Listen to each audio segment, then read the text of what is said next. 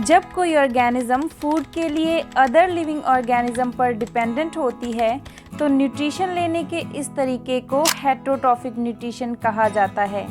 For example human beings. जी हाँ दोस्तों, हम लोग हेटेरोट्रॉफिक ऑर्गेनिजम्स हैं।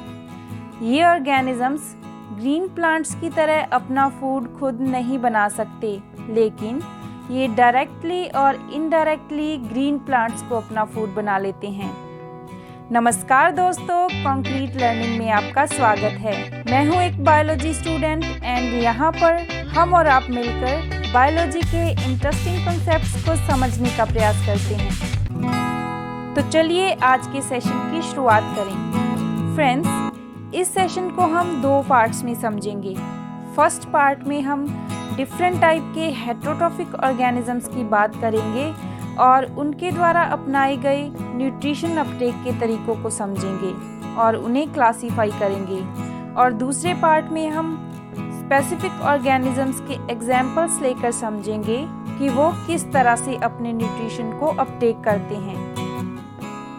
हमारे एनवायरनमेंट में डिफरेंट टाइप्स के हेटेरोट्रॉफिक ऑर्गेनिजम्स प्रेजेंट होते हैं और उनके बॉडी ऑर्गेनाइजेशन भी एक दूसरे से बहुत अलग होते हैं।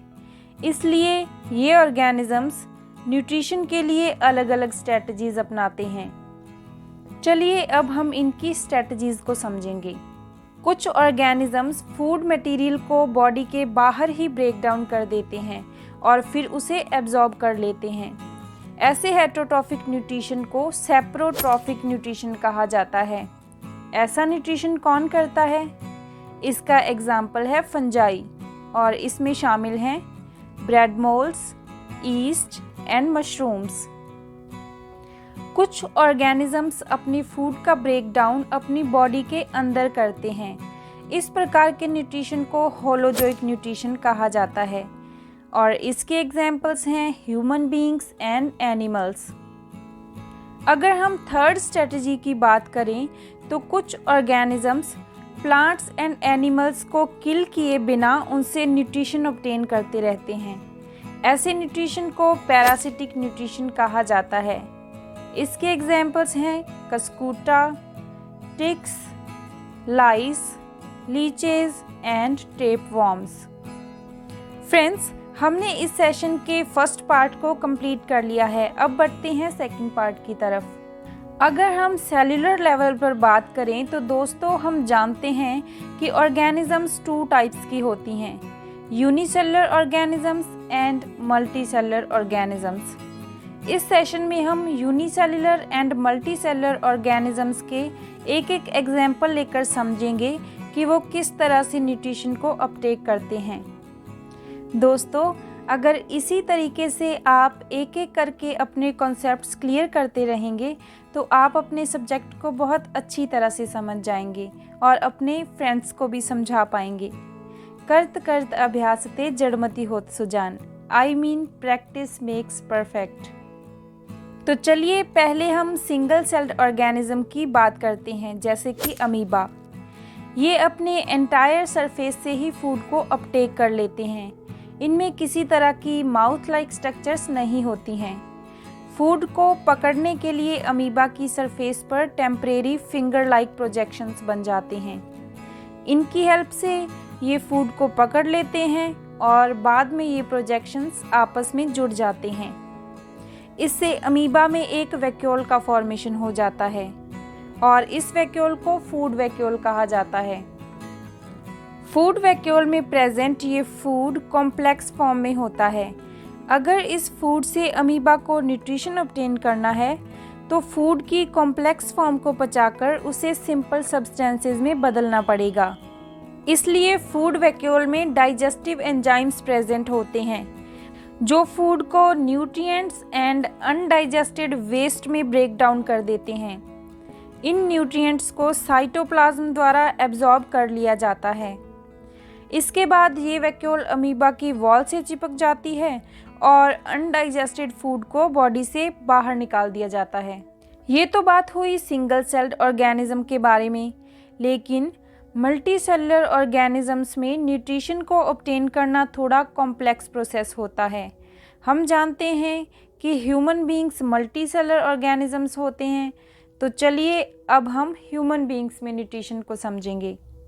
फ्रेंड्स, हमने देखा कि अमीबा में फूड अपटेक करने के लिए कोई स्पेशल ऑर्गन सिस्टम प्रेजेंट नहीं होता है, लेकिन human being well developed heterotrophic organism है, इसलिए हम में डाइजेशन के लिए वेल डेवलप्ड ऑर्गन सिस्टम भी प्रेजेंट होता है, और ये सिस्टम है एलिमेंट्री कैनाल। एलिमेंट्री कैनाल एक लंबी ट्यूब लाइक स्ट्रक्चर होती है जो माउथ से लेकर एनस तक होती है। एलिमेंट्री कैनाल में और क्या क्या शामिल है, चलिए देखते हैं। माउथ के बाद oesophagus, stomach, small intestine, large intestine, rectum and last में एनस। हम यहाँ पर देख सकते हैं कि ट्यूब में डिफरेंट पार्ट्स प्रेजेंट हैं और इसका हर पार्ट कोई ना कोई स्पेशल फंक्शन परफॉर्म करता है। जो फूड हम खाते हैं हमारी बॉडी में जाकर उसके साथ क्या क्या होता है, चलिए इस ज़रूरी और मज़ेदार प्रोसेस को हम यहाँ पर सिंपल तरीके से समझेंगे। हम बहुत तरह का फूड खाते हैं, जैसे फ्रूट्स, राइस, डिफरेंट टाइप के vegetables, chapatis, pizza, burger etcetera. लेकिन इस डिफरेंट टाइप के फूड को सेम डाइजेस्टिव ट्रैक्ट से गुजरना है, इसलिए फूड को same texture and small particles में बदला जाता है। और ये काम कौन करता है? हमारे दांत। जिस भी तरह का फूड हम खाएं, हमारे दांत उसे चबाकर small particles and same texture में कन्वर्ट कर देते हैं। हमारी एलिमेंट्री कैनाल की वॉल्स बहुत सॉफ्ट होती हैं। इसमें से फूड को स्मूथली पास करवाने के लिए फूड का गीला होना ज़रूरी होता है। इसलिए जब हम कुछ खाते हैं तो हमारे मुंह में पानी आ जाता है। ये एक फ्लूइड होता है जिसे सलाइवा कहते हैं। ये सलाइवा हमारे माउथ में प्रेजेंट सलाइवरी ग्लैंड्स द्वारा सेक्रीट किया जाता है। आपने नोटिस किया होगा कि कई बार फूड को सिर्फ देखने से या उसकी खुशबू से ही मुंह में पानी आ जाता है। ऐसा क्यों होता है?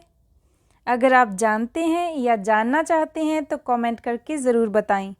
जैसा कि आप जानते हैं कि जो फूड हम खाते हैं वो कॉम्प्लेक्स फॉर्म में होता है।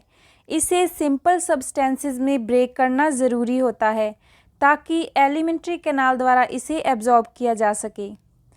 हमारे दांतों द्वारा फूड को छोटे टुकड़ों में तोड़ा जाता है, लेकिन उसके बाद भी फूड पार्टिकल्स को इतना छोटा करना होता है ताकि वो एलिमेंट्री कैनाल की वॉल्स को क्रॉस करके हमारी बॉडी की सेल्स तक पहुंच सके। और ये काम किया जाता है बायोलॉजिकल कैटालिस्ट्स के द्वारा, जिन्हें एंजाइम्स कहा जाता है। हमारे सलाइवा में भी एक एंजाइम प्रेजेंट होता है जिसे सलाइवरी अमाइलेज कहते हैं। सलाइवरी अमाइलेज का क्या काम है? सलाइवरी अमाइलेज हमारे फूड में प्रेजेंट स्टार्च, जो कि एक कॉम्प्लेक्स मॉलिक्यूल है, उसे सिंपल शुगर में ब्रेक डाउन कर देता है। इसे हम एक एक्सपेरिमेंट की हेल्प से टेस्ट भी कर सकते हैं। आई होप आपने अपनी स्कूल लैब में ये एक्सपेरिमेंट किया होगा। अगर नहीं किया तो अपने टीचर की हेल्प लेकर इसे ज़रूर परफॉर्म करें। इसके लिए हम 2 टेस्ट ट्यूब्स लेंगे, दोनों में 1-1 ml स्टार्च सॉल्यूशन डालेंगे। फिर इनमें से एक टेस्ट ट्यूब में 1 ml सलाइवा ऐड कर देंगे और इन्हें 20 से 30 मिनट के लिए ऐसे ही छोड़ देंगे। फिर हम दोनों टेस्ट ट्यूब में डाइल्यूट आयोडीन सॉल्यूशन की कुछ ड्रॉप्स डालेंगे। हम देखेंगे कि किसी एक टेस्ट ट्यूब में कलर ब्लू हो जाएगा, लेकिन एक में नहीं होगा। हम ये जानते हैं कि जब आयोडीन सॉल्यूशन स्टार्च के साथ रिएक्ट करता है तो ये ब्लू ब्लैक कलर देता है। इसलिए जिस टेस्ट ट्यूब में हमने सिर्फ स्टार्च सॉल्यूशन लिया था उसका कलर ब्लू हो जाएगा, और दूसरी टेस्ट ट्यूब जिसमें हमने स्टार्च के साथ सलाइवा डाला था उसका कलर ब्लू नहीं होगा, क्योंकि सलाइवा स्टार्च को सिंपल शुगर में कन्वर्ट कर देगा। इससे हम समझ सकते हैं कि सच में हमारे सलाइवा से स्टार्च का ब्रेक डाउन होता है। इसके अलावा हमारे माउथ में टंग प्रेजेंट होती है जो सलाइवा को फूड में मिक्स करने में हेल्प करती है। फ्रेंड्स, हम हमारे एलिमेंट्री कैनाल के फर्स्ट पार्ट यानी कि माउथ के बारे में बात कर रहे हैं। माउथ में हमने दांतों के काम को समझा। फिर हमने समझा कि हमारे माउथ में सलाइवरी ग्लैंड्स प्रेजेंट होती हैं जो सलाइवा सेक्रीट करती हैं, और इसमें प्रेजेंट सलाइवरी एमाइलेज स्टार्च को ब्रेक डाउन करने का काम करता है। हमारी टंग सलाइवा को फूड में मिक्स करने में हेल्प करती है। माउथ के बाद अब फूड को डाइजेस्टिव ट्रैक में आगे की ओर भेजा जाता है। ये कैसे पॉसिबल हो पाता है? फ्रेंड्स, हमारी एलिमेंट्री कैनाल की लाइनिंग में मसल्स प्रेजेंट होती हैं और इनमें फूड को आगे खिसकाने के लिए रिदमिक कॉन्ट्रैक्शंस होते हैं। इस तरह की पेरिस्टाल्टिक मूवमेंट्स पूरी गट में होती हैं जिससे फूड आगे की ओर खिसकता रहता है। फ्रेंड्स, फूड को स्टमक में भेजने के लिए हमारे माउथ एंड स्टमक के बीच एक फूड पाइप होती है। इस फूड पाइप को ईसोफेगस भी कहा जाता है। ईसोफेगस से होते हुए फूड स्टमक तक पहुंच जाता है। अब हम स्टमक के फंक्शंस को समझेंगे। स्टमक की वॉल्स में गैस्ट्रिक ग्लैंड्स प्रेजेंट होती हैं। इन ग्लैंड्स द्वारा कुछ सेक्रीशंस किए जाते हैं। एक digestive enzyme pepsin, second hydrochloric acid and third mucus. अब इन तीनों का काम समझ लेते हैं। पेप्सिन एंजाइम फूड में प्रेजेंट प्रोटीन को डाइजेस्ट करने का काम करता है, और हाइड्रोक्लोरिक एसिड, जैसा कि हमें नाम से ही पता चल रहा है कि ये एक एसिड है और ये स्टमक में एसिडिक मीडियम क्रिएट करता है। एसिडिक मीडियम क्यों क्रिएट करता है? क्योंकि पेप्सिन एंजाइम जो प्रोटीन को डाइजेस्ट करता है ये एसिडिक मीडियम में ही फंक्शनल होता है। पेप्सिन सही तरीके से काम करे इसलिए स्टमक का मीडियम एसिडिक होता है। अब पेप्सिन तो सही तरीके से काम करेगा, लेकिन इस एसिड के कारण स्टमक की वॉल्स भी अफेक्ट हो सकती हैं। उन्हें प्रोटेक्ट करने के लिए वॉल्स में प्रेजेंट सेल्स द्वारा म्यूकस सेक्रीट किया जाता है, और ये म्यूकस स्टमक की वॉल्स को एसिड के इफेक्ट से प्रिवेंट करता है। स्टमक की वॉल्स भी मस्कुलर होती हैं। इनमें होने वाले कॉन्ट्रैक्शंस डाइजेस्टिव जूसेस को फूड में मिक्स करने में हेल्प करते हैं। स्टमक में डाइजेशन होने के बाद फूड एलिमेंट्री कैनाल के नेक्स्ट पार्ट में जाएगा। जब फूड स्टमक से निकलकर स्मॉल इंटेस्टाइन में जाता है तब इसे एक स्फिंक्टर मसल के द्वारा रेगुलेट किया जाता है। फ्रेंड्स, हमने स्टमक को समझ लिया है। अब हम स्मॉल इंटेस्टाइन के बारे में जानेंगे। स्मॉल इंटेस्टाइन एलिमेंट्री कैनाल का लॉन्गेस्ट पार्ट होता है। इसमें एक्सटेंसिव कॉइलिंग होने के कारण ये छोटे से पार्ट में फिट हो जाता है। स्मॉल इंटेस्टाइन की लेंथ डिफरेंट एनिमल्स में अलग अलग हो सकती है। ये डिपेंड करता है कि वो किस तरह का फूड खाते हैं। फॉर एग्ज़ाम्पल, हर्बीवोर्स ग्रास खाते हैं। ग्रास के सेल्यूलोज को पचाने के लिए इनकी स्मॉल इंटेस्टाइन कंपैरेटिवली लॉन्ग होती है। कार्निवोर्स मीट खाते हैं जो कि जल्दी डाइजेस्ट हो जाता है, इसलिए उनकी स्मॉल इंटेस्टाइन छोटी होती है। शायद आप यहाँ पर थोड़ा कंफ्यूज हो रहे होंगे कि हम बात कर रहे हैं स्मॉल इंटेस्टाइन की, फिर हम कह रहे हैं कि ये एलिमेंट्री कैनाल का लॉन्गेस्ट पार्ट है। हर्बीवोर्स में स्मॉल इंटेस्टाइन लॉन्ग है और कार्निवोर्स में स्मॉल इंटेस्टाइन स्मॉल है। भाई ये क्या मसला है? फ्रेंड्स, मैं आपको बता दूं कि स्मॉल इंटेस्टाइन को उसकी लेंथ के कारण स्मॉल नहीं कहा जाता, बल्कि उसके डायामीटर के कारण उसे स्मॉल कहा जाता है, और इसका डायामीटर लॉन्ग इंटेस्टाइन से थोड़ा कम होता है, इसलिए इसे लॉन्ग इंटेस्टाइन के कंपैरिजन में स्मॉल इंटेस्टाइन कहा जाता है। आई होप आप समझ गए होंगे। फूड में present carbohydrates, proteins and fats का कंप्लीट डाइजेशन स्मॉल इंटेस्टाइन में होता है। डाइजेशन कंप्लीट करने के लिए स्मॉल इंटेस्टाइन द्वारा लिवर एंड पैनक्रियाज से सेक्रीशंस रिसीव किए जाते हैं। पहले हम लिवर द्वारा किए जाने वाले सेक्रीशंस की बात करेंगे। लिवर द्वारा बाइल जूस सेक्रीट किया जाता है और ये स्मॉल इंटेस्टाइन में पहुंचकर फूड में मिक्स हो जाता है। हमें पता है कि ये फूड स्टमक से स्मॉल इंटेस्टाइन में पहुंचा है, इसलिए ये एसिडिक होता है और बाइल जूस इसे न्यूट्रलाइज करने का काम करता है। इंटेस्टाइन में प्रेजेंट फैट, लार्ज ग्लोब्यूल्स की फॉर्म में होती है। बाइल सॉल्ट्स इन्हें ब्रेक करके स्मॉल ग्लोब्यूल्स में कन्वर्ट कर देते हैं ताकि दूसरे एंजाइम्स इनको एफिशिएंटली डाइजेस्ट करवा पाएँ। नेक्स्ट समझते हैं पैनक्रियाज के सेक्रीशंस के बारे में। पैनक्रियाज द्वारा पैनक्रिएटिक जूस सेक्रीट किया जाता है। ये भी स्मॉल इंटेस्टाइन में पहुंचकर वहां प्रेजेंट फूड में मिक्स हो जाता है। पैनक्रिएटिक जूस में 2 एंजाइम्स प्रेजेंट होते हैं, trypsin and lipase. Trypsin enzyme proteins को डाइजेस्ट करता है।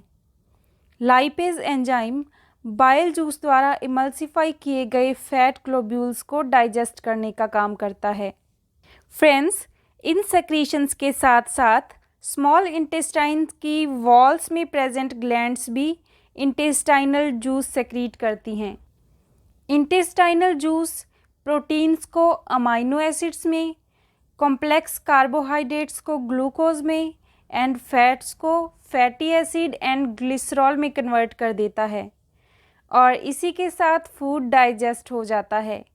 डाइजेस्टेड फूड को स्मॉल इंटेस्टाइन की वॉल्स द्वारा एब्जॉर्ब कर लिया जाता है।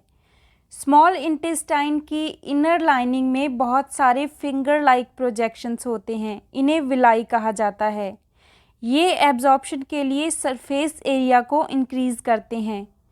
इन विलाई में ब्लड वेसल्स प्रेजेंट होती हैं और फूड स्मॉल इंटेस्टाइन से एब्जॉर्ब होकर ब्लड में पहुंच जाता है और ब्लड इस फूड को हमारी बॉडी की प्रत्येक सेल तक पहुंचा देता है और वहां इस फूड को एनर्जी ऑब्टेन करने, नए टिश्यूज़ बनाने एंड ओल्ड टिश्यूज़ को रिपेयर करने के काम में लिया जाता है। फ्रेंड्स, अनएब्जॉर्ब्ड फूड को स्मॉल इंटेस्टाइन से लार्ज इंटेस्टाइन में भेज दिया जाता है, जहां पर इस मटेरियल से वाटर को एब्जॉर्ब कर लिया जाता है और बाकी मटेरियल को एनस द्वारा बॉडी से रिमूव कर दिया जाता है। वेस्ट मटेरियल के रिमूवल को एनल स्फिंक्टर द्वारा रेगुलेट किया जाता है। फ्रेंड्स, आई होप आपको आज का सेशन अच्छा लगा होगा। कमेंट्स करके ज़रूर बताएं। मिलते हैं नए सेशन में, तब तक के लिए पढ़ते रहें और बढ़ते रहें। अगर आपको इस वीडियो में कुछ नया सीखने को मिला है तो वीडियो को लाइक करें और चैनल को सब्सक्राइब करें। Thank you so much.